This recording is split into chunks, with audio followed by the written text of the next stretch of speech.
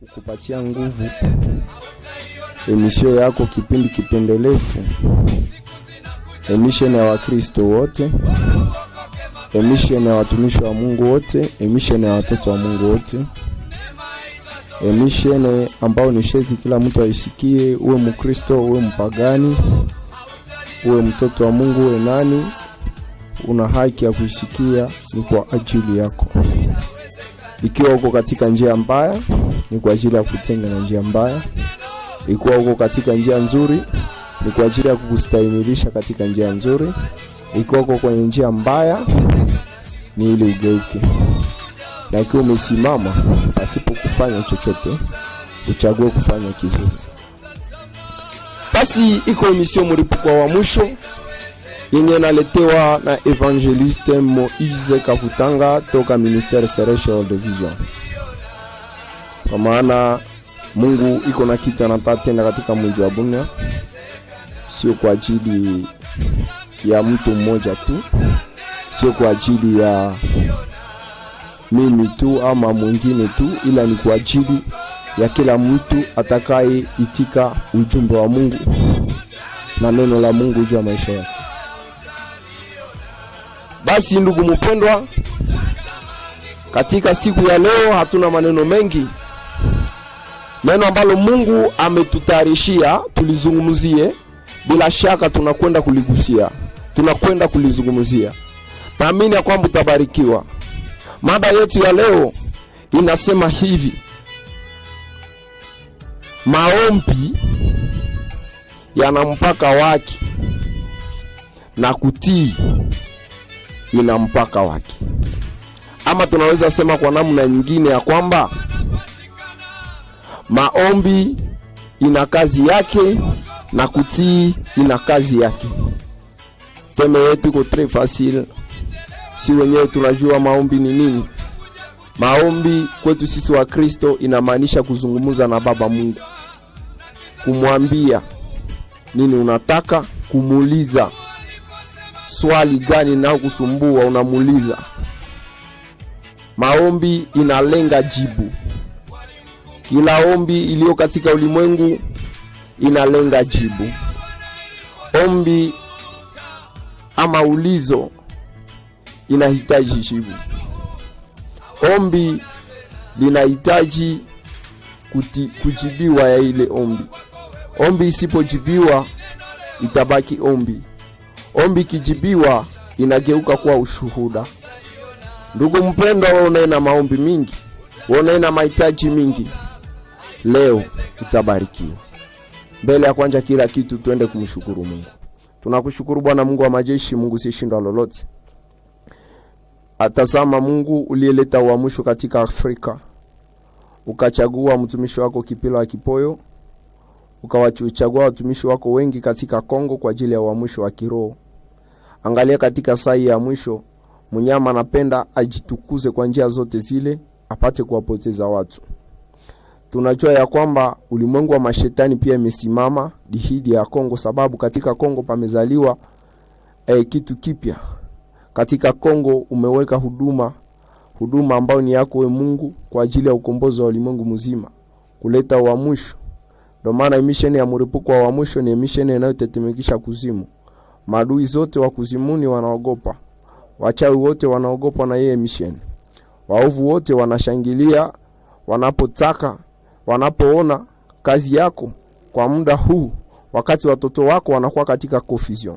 Ndio maana Mungu umependa leo uharibishe mipango ya mwovu, uharibishe mipango ya mpinga Kristo, uharibishe mipango ya uongo dhidi ya taifa lako, ili upate kulikomboa na kulisafisha.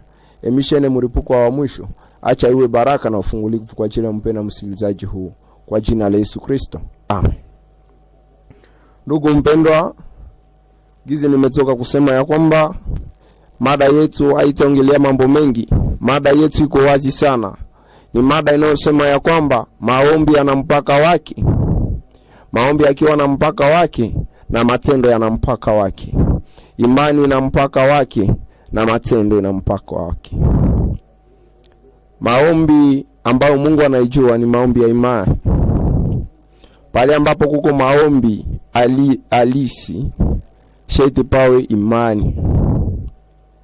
Maana mtu anayeomba ombi la imani ndiye Mkristo. Lakini sio mwisho. Maana maandiko yanatuambia kwamba imani pasipo matendo pia yanakufa.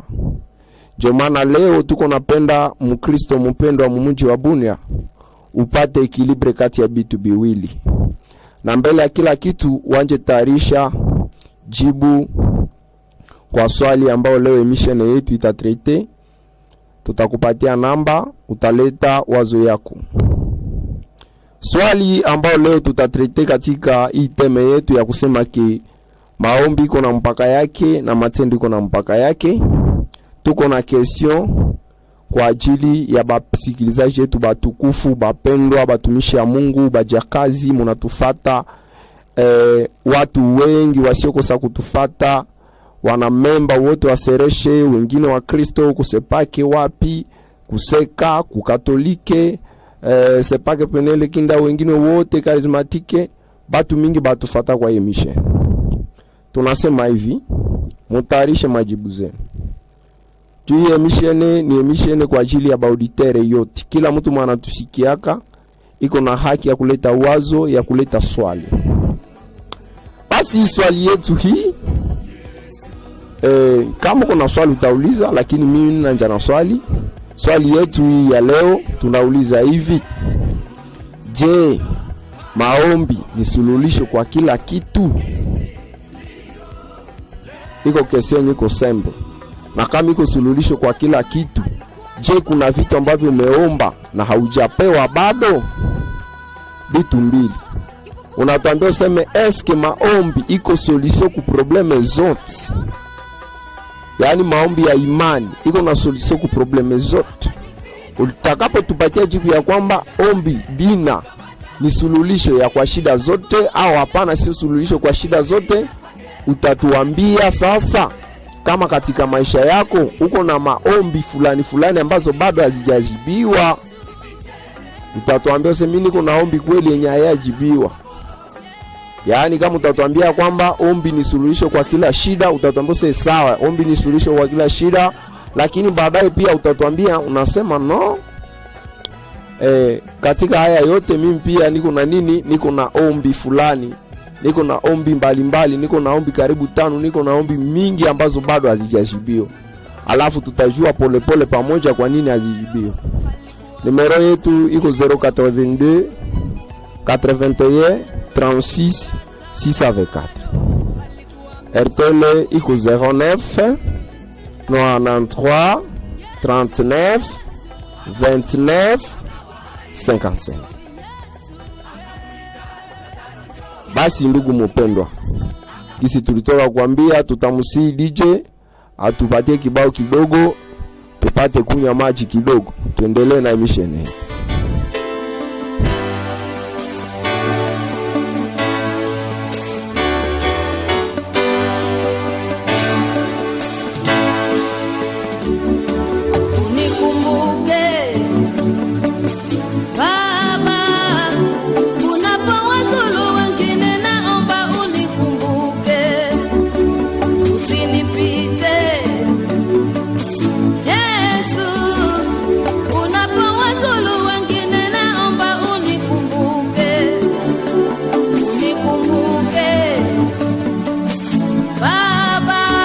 Basi wapendwa, jinsi tumetoka kuambia ya kwamba leo tuko nazungumuza kuhusu ombi, maombi ya nafasi gani na matendo ya nafasi gani, ama shida zako zitatatuliwa kwa matendo ama kwa maombi. Na tuko na swali hapa inauliza, je, maombi ni jibu kwa kila swali ama ni jibu kwa kila maombi ni njia ya kujibiwa kwa kila shida ama matendo? Tutachezea kwa ile vitu mbili. Nous allons trouver la solution par les actes ou par la prière. Yani tuko napenda tuwaoneshe namuna gani ombi ama maombi ya Mkristo iko na nafasi yake na matendo iko na nafasi yake. Mkristo ambaye anajilimite ku maombi tu pasipo kufanya maaction ni Mkristo ambaye hawezi kuzaa matunda. Inabidi Mkristo anayependa amzalie Mungu matunda, ama anayependa afaulu katika proje yake, anayependa aendelee katika huduma yake, anayependa siku moja riti ufamu wa mbinguni, ajue kucheza kati ya hivi vitu hivi. Notre question, je le répète, tuna demandé hivi: est-ce que la prière est une réponse à tout problème, à toute difficulté? Maombi iko jibu kuyote? Na kama ni jibu kuyote, je, uko na maombi yenye bado hayajibiwa? Question tumbili. Mtumishi, maombi ni jibu kuyote, sawa. Sasa tutakuuliza, tuseme sasa, esk uko na kitu mwenye hayajibiwa kwa maisha yako? Utatuelezea pole pole. Basi mpendwa, acha tusome kitabu ya Yeremia. Kitabu ya Yeremia sura 7 mstari wa kwanza na kuendelea.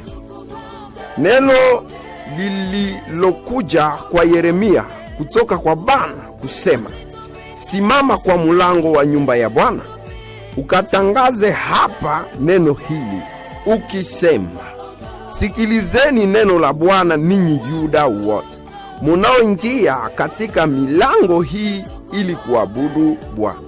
Bila shaka mpendwa, huyu ni nabii Yeremia. Mungu anamwambia asimame malangoni pa Israeli, pa Yuda, atangaze neno hili na aseme ya kwamba wao wasikilize neno la Mungu, neno la Bwana, Bwana wetu mimi na wewe, wao wote wanaoingia katika malango ya Yuda, ya Yerusalemu.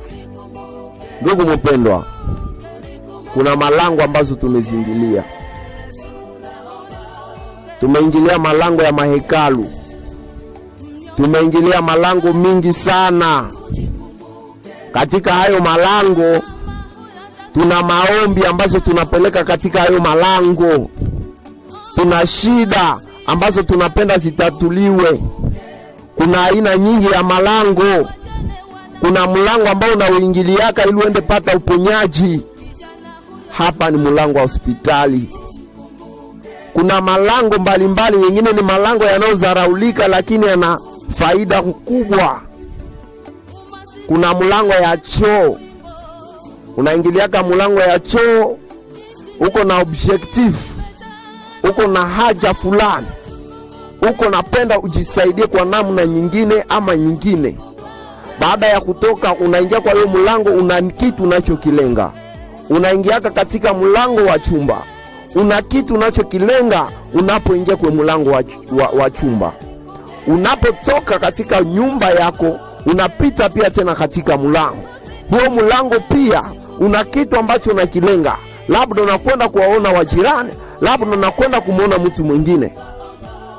Lakini katika ulimwengu wa sasa, watu wameingia malangoni pa Mungu wakija na mahitaji pasipo kumsikia huyo Mungu, wakisahau ya kwamba majibu yako katika kutimiza yale ambayo Mungu aliwaambia. Ndugu mpendwa, utatuma swali yako ku 09 93 39 29 55 082 81 36 624. Kama kuna swali kuhusu imada yenye tuko naipokea hapa, leta swali yako. Je, maombi ni suluhisho kwa yote?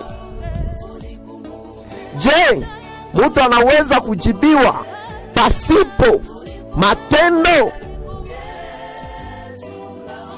Je, mtu anaweza kujibiwa kwa matendo tu pasipo maombi? Bakristo ya mingi analamukaka, anasema leo tuko na jende, anakwenda kumaombi, atashinda huko. Alafu habari zenye tunasoma katika kitabu ya Yeremia sura ya 7 kuanzia 1 na kuendelea, Mungu anasema Yeremia waulize watoto wa Israeli, nyie Mungu anakia fanya mumalango nini? Mungu anakia omba nini? Munatafuta na nini? Na mimi niko na maneno yenye niko nabambia. Je, Mungu naifaa? Tuendelee na usomi. Bwana wa majeshi, Mungu wa Israeli anasema hivi: tengenezeni njia zenu na matendo yenu, nami nitawakalisha ninyi pahali hapa. Sasa mimi ninauliza, pahali ambapo anasema tawakalisha ni pahali gani? Je, bado hawajakaa? Watoto wa Israeli biko mwinji yabo. Mungu anasema nitawakalisha mahali hapa. Inamaanisha nini? Inamaanisha kwamba watoto wa Israeli balikuwa na okipe kweli Israeli, ile pei yabo, ile Yuda yabo, ile balikuwa na ikala ndani. Mungu yeye alikuwa anaona kihabaya ikala. Papa DJ, jina lako nani? Alexander. Tuko na Papa DJ Alexander hapa. Kitu ya kunishangaza, Mungu anasema nyie batoto ya Israeli mufanye mapenzi yangu. Acha nipasome tena vizuri ba. Musitumainie inasema hivi, Bwana wa majeshi, Mungu wa Israeli anasema hivi: tengenezeni njia zenu na matendo yenu, nami nitawakalisha ninyi pahali hapa. Papa Alexander, uko kukiti yako pale. Mungu anasema tengeneza njia zako, njonda kuikalisha pahali pale penye unaona ke unapaikala, lakini Mungu anaona ke haujapaikala bado, kwa sababu macho ya kiwanadamu imekudanganya. Umekuwa na mali lakini iko katika mfuko wa kutoboka. Umeomba vitu mingi katika kanisa, umeomba upako, umeomba uwezo, umewaza ya kwamba umefika, lakini Mungu anasema ya kwamba yeye anapenda kufikishe. Wewe unasema ke umefika, Mungu yeye anasema yeye anapenda sasa kufikishe. Wewe unasema kwamba umeikaa, lakini Mungu anaona kwamba haujakaa, sababu anaona ya kwamba umekalia, ambao tunaita lutete kwa hiyo Swahili yetu hapa, rozo. Tena ile rozo ya kukata. Kwa maana maandiko anasema katika kitabu ya Ezekiel ya kwamba Farao iko rozo ya kukata mwenyewe anaisegemea. Ndio maana batu mingi banaikala kumikuki. Macho yabo iko naona ke banaikala kukiti. Les choses drôles. Mambo makubwa ya kushangaza, ya kutisha. Moi je me demande, namona gani Mungu anasema munitii, mufanye mapenzi yangu, munisikilize, mufate sauti yangu, nibaikalishe. Tunaendelea na usoni. Ine, musitumainie maneno ya uongo, mukisema hekalu la Bwana, hekalu la Bwana, hekalu la Bwana. Ninawaambia ndiyo maneno haya. Je suis en train de faire comprendre comment tu peux t'asseoir quelque part sans t'y mettre. Namuna ganuneza kwa muhekalu la Bwana, lakini akumbe na hauko na muhekalu la Bwana. Parce que il y a des formes spirituelles et formes physiques. Bakristo leo biko mu mahekalu, lakini bado habaya ingia muhekalu. Bakristo leo bamefaulu mu makazi, me bado habaya faulu mu makazi. C'est contradictoire ou non? Parce que baba na faulu mu makazi si le plan physique, mais si le plan spirituel habaya faulu mu makazi. Uko mukazi yako, je uko na mtolea Mungu? Uko nasaidia bashane na mayatima?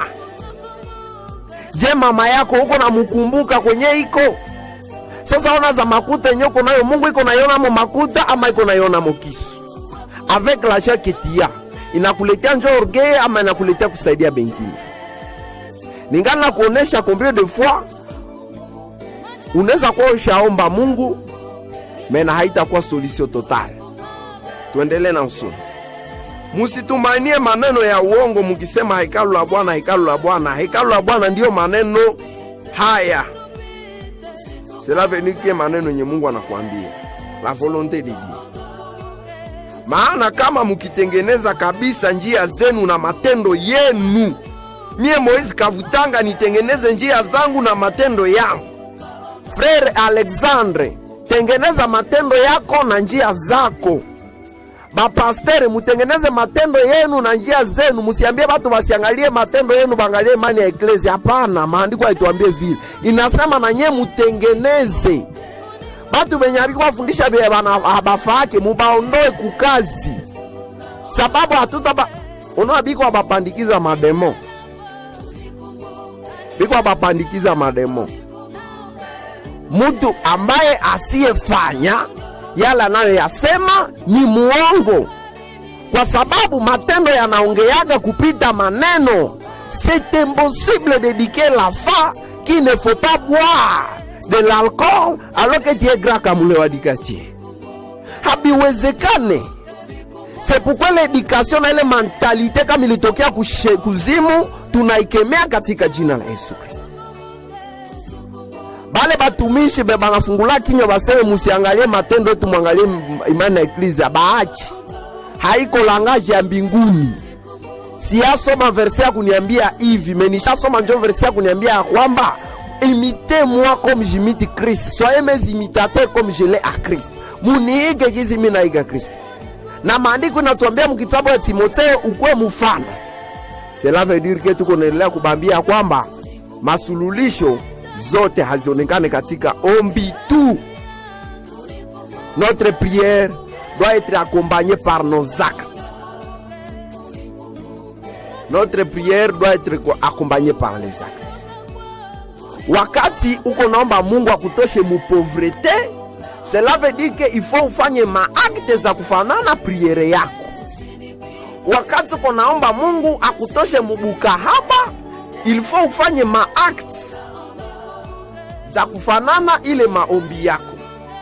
Mais dans le cas contraire, uko mu problème. C'est pourquoi ndugu mpendwa msikilizaji, tunaendelea kukwambia ya kwamba leo tuko nabambia kwamba la solution. Sasa mimi naleta jibu juu basikilizaji. Tulishanje siku yetu ya emission, tulikuwa napita jeudi, leo tuko nakuwa napita mercredi. Mwae basikilizaji yetu fidèle ba intervenir iko problème. Mais wewe mpendwa mwoko ku radio, itakuwa mzuri kama unaweza intervenir parce que uko na participer ku evangile, na Mungu mwana nituma hata kosa kukujibia kuhitaji yote yenye unahitaji. Il est riche, lui ne manque rien. Moi je peux manquer quoi te donner, mais lui, pas lui. Son nom c'est Jésus-Christ de Nazareth, l'Éternel. Celui qui dit une chose et cette chose s'accomplit. Celui qui m'a envoyé, m'a appelé prophète de nation pour détruire afin de construire. Basi ndugu mpendwa, tuko naendelea na usomi. Tuko napenda tuoneshe batu sululishi ko tu mu priere na leta solution yote, ama sululishi ko mu acts matendo, mipango, ce que tu fais. Sasa mimi niko nabambia ba Kristo, jouer l'équilibre entre ce que vous priez, ce que vous demandez à Dieu et ce que vous faites. Dans le cas contraire, hamwezi kupata kitu chochote. Mukapenda mupate kila jibu, kila solution, kila resolution, baraka yote ya mwili, muufugo, mu commerce, mu masomo, mu wapi, mu nyumba, mu maisha, mu nini, solution ya probleme zako. Kuacha kale katabia mubaya kenye kashakwa kashiri, kenye uko na defendre malgré zamiri yako yao peke kona kugonga keko hali ya mubaya. Uko nafaa corruption no des enfants madesi ya bana, uko nafaa n'importe quoi. Leo ninakwambia ya kwamba Mungu anasema ya kwamba sululisho c'est dans l'équilibre entre ce que tu fais et ce que tu demandes. Papa Alexandre, kuko habari moya ndakusumbua na jina yako juu parfois mimi naongea na kwako msiniko naongea na mweko pembeni yangu. Katika maandiko kuko mtu tunayemuita Naamani. Naamani priere yake mbele ya Elisha, yeye aseme bamuponeshe ukoma. Apre Naamani kumwambia bamponeshe, Elisha aombe bamponeshe ukoma, yani Mungu amponye ukoma. Mimi nashangala Elisha anatokea na jibu kutoka kwa Mungu, aseme Naamani, uko nenda jitupa mwile mai moya yenye wewe haupendi, yenye na chafuka na mamai za biezi iko kwenu me ile njo tenda ndani, na utajitupa ndani mara 7. Haiko hata mara moja, mara 7. Baada ya kusema neno hili, huyo akida, huyo general, huyo mtu wa heshima kule kwabu anasema no, si huku kwetu kuko mamai za mzuri, kuko mamai za bien. Kukisha kwa mamai za mzuri, huyu mtu siangeniambia nene jitupa tamu ile mamai bila kiyorodani kia mchafu, lakini akapatilwa kose na mfanyakazi yake. Hata sio babose benye banazarawa bafanyakazi. Ere mwa hivi Mungu anaweza kuongoza pia atravere ya mfanyakazi. Mungu hana kunyatsoki yake. Mfanyakazi anamusemea hivi, anasemea ye hivi, kwenda ufanye hivi, kwa sababu angekuomba kitu kikubwa kuliko hiki, si ungekifanya. Watu wanawazaka masuluhisho kwa vitu vikubwa, akumbe masuluhisho kwa muhile vitu idogo. Mungu anakuambia ufanye, uko na ineglish. Utazama, eske ukosea hapa pangu adabu itacha sibarikiwe ni? Eske kuambia huyu hivi itacha sibarikiwe ni? Eske malgré benye ni shafa, eske kukatala kwenda sali njo problem na kanisa iko muro de fato ako mtilive? Mimi nakwambia mapenzi ya Mungu iko très large, na zamiri yako Roho Mtakatifu parfois iko na maneno iko nakwambia ufae juu upate suluhisho, inabidi uifanye. Basi ndugu mpendwa, tuendelee na usomi.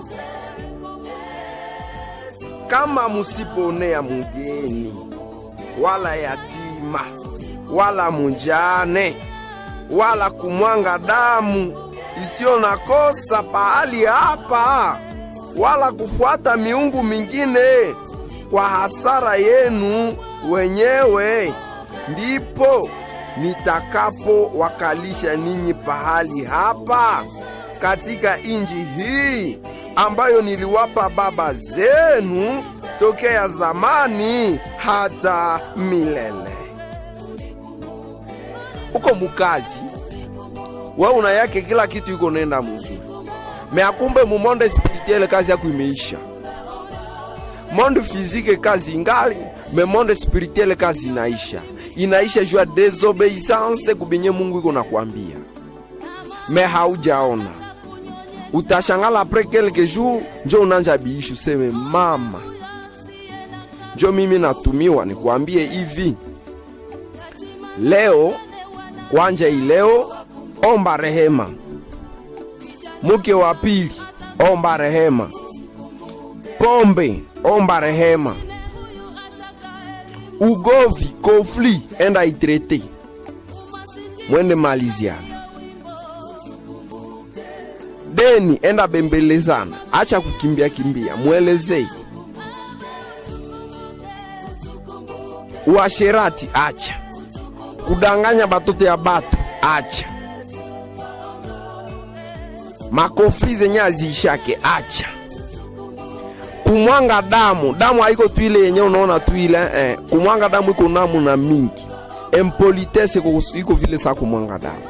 Kusemea mwingine bongo iko sa vile kumwanga damu juu uko sa unamuua.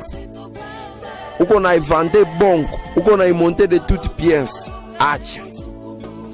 Maandiko inasema juu Mungu aweze kuikalisha, ye iko na ngoya uache kwa ile mahali. Jomana leo batoto ya Israeli tunabambia kwamba batoto ya Israeli baligawia katika njia na balikufia ndani, sababu Mungu alikuwa na ngoya baanje acha mahali za Misri. Na wakati iko na ngoya baanje acha mahali za Misri, iko na kiko na bamaliza. na wakati balikiaka isha ilibakiaka tu 3 personnes njo kaingia fazi yenye ahadi iko. Ikikuwezekana batoto ya Israeli kama walikuwa watu ambao wangepasha kutii neno ya Mungu ya gisi alivyowaambia, ingepermettre batoto ya Israeli kufika ku destine yabo, kufika ku baraka yabo, kufika ku mujiza yabo facilement. Lakini hali ambayo waliishi iliacha waishie jangwani na wasifikie ahadi yao. Ndio maana bale batoto ya Israeli hapa mkitabu Yeremia 7 basha fika mu Israeli yao, yes, Mungu iko nabambia kwamba bado haja waikalisha. Yeye ndio anasema kwamba ndabaikalisha sasa. Baba iko naona kumacho ya mwili ya kwamba wameikala, lakini spirituellement balikuwa bado hawajaikaa. Kwa sababu ili uweze kuposede kitu vizuri inabidi ukiposede spirituellement et physiquement. Bitu mingi leo tuko na biona binafika ni jubisha fika deja mu spirituel. Spirituel ndio natangulia mbele ya physique. Ndo maana Abrahamu aliitiwa baba wa watoto wengi bado na hajazaa. Ndio maana katika maisha yako Mungu anaweza sema kwamba uko mubarikiwa, una magari, una nini, umepokea nguvu, umepokea onksio, umepokea nini, lakini kumwili na haujaona kitu. Isikwe sababu kunungunika. Jubile vitu vyenye Mungu anakuambia, je t'assure que biko monde spirituel. Bitakia vala sasa monde physique. Taratibu kufatana na utiifu wako. Tunaendelea na usomi. Angalieni, munatumainia maneno ya uongo yasiyoweza kuwa faida kwenu. Vous voyez notre problème. Tunaendelea na usomi. Mutaiba, mutaua, mutazini, mutaapa uongo na kufukizia bali uvumba na kufuata miungu mingine ambao msiojua, kisha mutakuja na kusimama mbele yangu katika nyumba hii inayoitwa kwa jina langu na kusema tumepona, ili mupate kufanya machukizo haya yote. Yaani Mungu iko natuonesha kwamba kupona ya kweli ni kuishi. Kupona ya kweli ni kutimiza neno la Mungu. Kupona ya kweli ni kuishi kulingana mapenzi ya Mungu juu ya maisha yako. Alafu Mungu iko nawaambia, Mungu aiba, munaua, munapora, munashuhudia uongo, baadaye munasema kwamba mumepona. Et c'est ça le chrétien d'aujourd'hui. Nimekombolewa kwa damu ya Yesu. Nimeokoka na furaha, na dhambi zangu zimeosha, nataka kumutumikia Mwokozi wangu siku zote. Voilà, c'est pas un problème. Lakini sasa Mungu anasema ya kwamba tuko naimba ya kwamba tumepona, manake tumeokoka. Tuko naimba ya kwamba tumeokolewa, lakini bado hatujaacha dhambi. Cela veut dire ya kwamba Mkristo ili ujue kwamba ameokoka au hapana, inabidi kuangalia matendo yake. Anasema nyumba hii inayoitwa kwa jina langu imekuwa pango la wanyang'anyi katika macho yenu. Angalieni mimi, hata mimi nimeona mambo haya, anasema Bwana. Lakini kwendeni sasa hata pahali pangu pa Shilo, nilipokanisha jina langu la kwanza, muone ambayo niliyatenda kwa sababu ya uovu wa watu wangu Israeli. Na sasa kwa sababu mumefanya kazi hivi zote, anasema Bwana, nami nikasema nanyi, nikiamka mapema na kusema, lakini hamkusikia. Nami nikawaita ninyi wala hamkujibu. Basi nitatendea nyumba hii inapoitwa kwa jina langu, ambayo munaitumainia, na pahali hapa ambapo niliwapa ninyi na baba zenu, kama nilivyotendea Shilo, nami nitawatupa ninyi mbali na macho yangu kama nilivyotupa ndugu zenu zote wazao wote wa Efraimu. 16. Basi wewe usiombe watu hawa, wala usiwapazie sauti yako, wala kuomba, wala usinisii kwa ajili yao, kwa maana sitakusikia.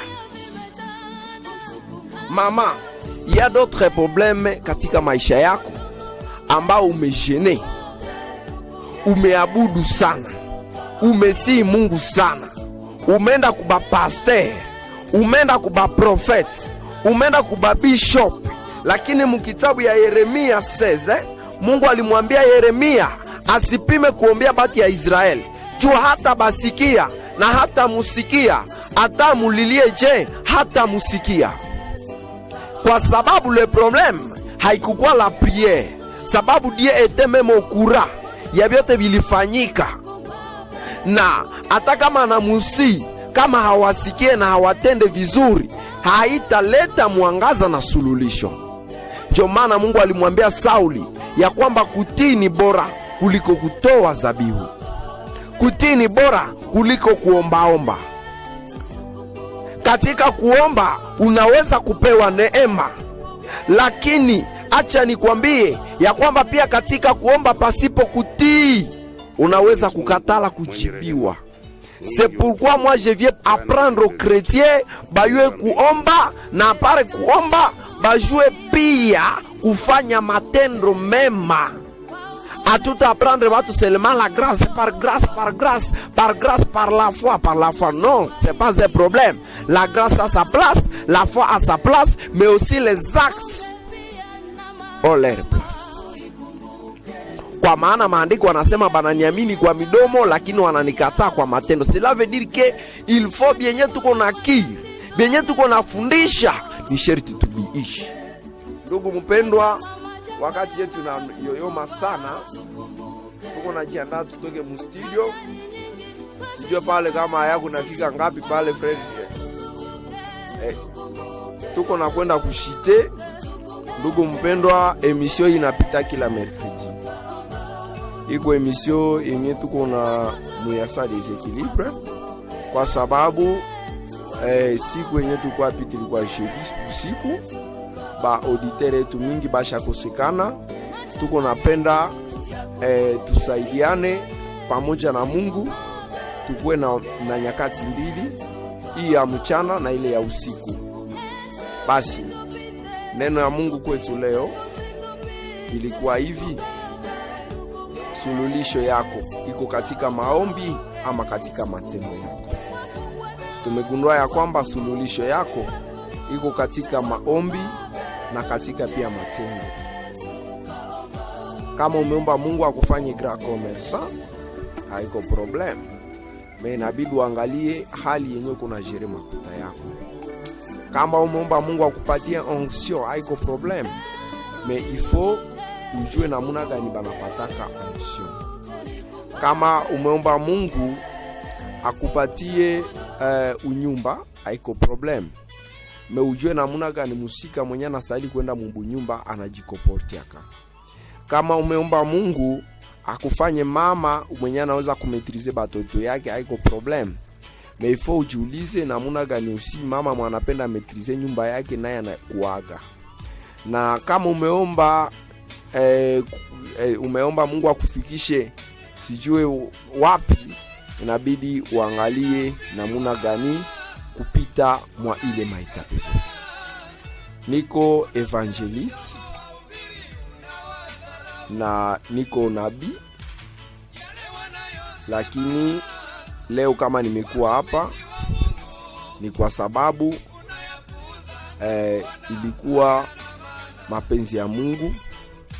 Kama haikuwa mapenzi ya Mungu singepasha kuwa hapa, maana kuna mambo mengi ambao ningepasha kuyasema, lakini wakati ni ndogo sana.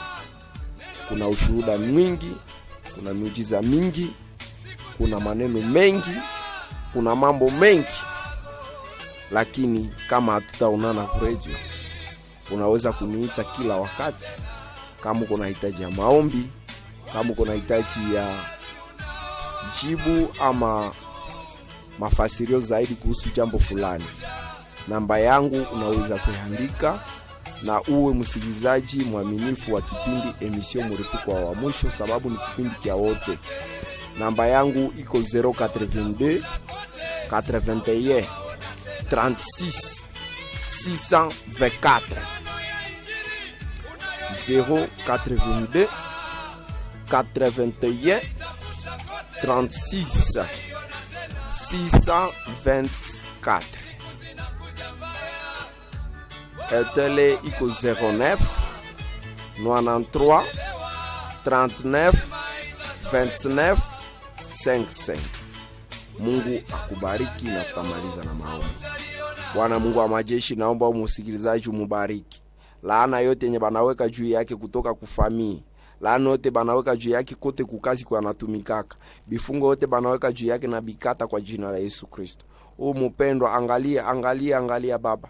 Angalia machozi yake. Iko nalia, iko nasumbuliwa. Ona Baere wake anamsumbua njia mingi, maproblemi iko mingi. Ninaona probleme mingi Mungu za wapendwa wanaonifuata kwa muda huu. Ninaomba ubaguse, basaidie, baokoe, baangazie. Bwana Mungu, baangazie, baokoe kwa neema yako, baangazie, bapate neema kupitia sauti ya mtumishi wako. Mimi kuomba kubariki utenda kwa jina la Yesu Kristo. Amen.